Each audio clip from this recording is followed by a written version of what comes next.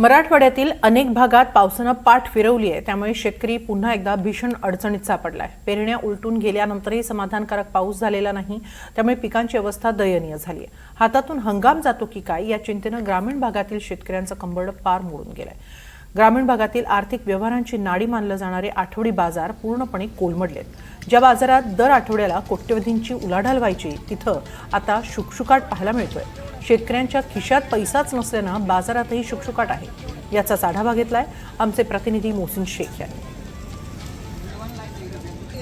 आठवडी बाजार आला म्हटलं की तिथे खाऊचं दुकान असणारच आणि या खाऊच्या दुकानाची एक वेगळी महत्त्व या आठवडी बाजारांमध्ये असतं। मात्र हे दुकानदार देखील आता अशा पद्धतीने शांत बसले, ग्राहक नाही आहे। त्याचा परिणाम म्हणजे की परिसरात पाऊस नाही आणि शेतकरी पैसे काढायला तयार नाही आहे आणि अनेक शेतकऱ्यांचं पिकांना पाणी कसं द्यायचं हा प्रश्न आहे। त्यामुळे बाजारात आत्तापासूनच त्याचे चटके जाणवायला सुरुवात झाले। काय परिणाम जाणवतो आपण थोडंसं जाणून घेऊ। मला तुमचं नाव सांगा आणि किती वर्षापासून तुम्ही इथं दुकान लावता? 25 वर्षापासून इथं। माझं नाव अमर बबन सोनवणे। तर पाऊस नसल्यामुळे बाजार एकदम कमी झाला, नाही तर हा बाजार ह्या टायमाला फुल बाजार असतो। हे आता कसं परिणाम जाणवतो? किती टक्के जर तुम्ही अंदाज तुमचा जर गणित सांगायचं तर किती टक्के अंदाज? अर्ध्याला अर्धा फरक पडा बराचसा। अर्धा बाजार कमी झाला पाऊस नसल्यामुळं। मग आता अजून तर यावेळेस पाऊस कमी असणार असं सांगतायत, तर मग याचे किती परिणाम जाणवू शकतात? म्हणजे पाऊस कधी नाही पडला तर बाजार एकदम झिरो बाजार राहणार। पावसावरच अवलंबून आहे खेडेपाडी दिले। पाऊस कधी नाही पडला तर बाजार एकदम डिम चालणारा।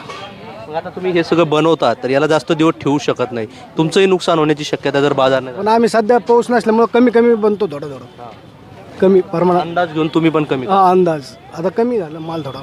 फक्त हे खाऊच्या दुकानावर असे परिणाम जाणवतात असं नाही।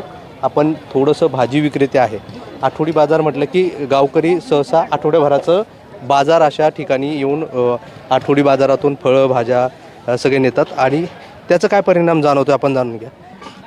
आपका नाम बताइए मुझे और कितने साल से आप यहाँ पे दुकान लगा? मैं कम से कम 15 साल से दुकान लगा था।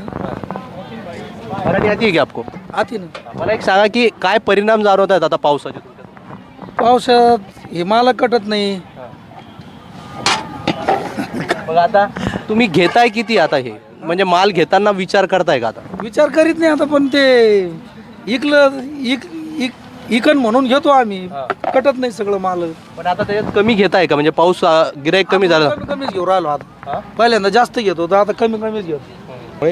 पावसावाकडे आता फक्त शेतकऱ्यांचंच नाही, व्यापारी आणि त्या शेतकऱ्यांशी निगडीत असलेल्या अर्थकारणाशी निगडीत असलेल्या सगळ्याच लोकांचं पावसाकडे आणि आभाळाकडे डोळे लागले। आता पाऊस कधी पडतो आणि जर परिस्थिती अशीच असली तर परिस्थिती आणखी गंभीर होऊ शकते। राहुल चव्हाणसह मोहसिन शेख, NDTV, छत्रपती संभाजीनगर।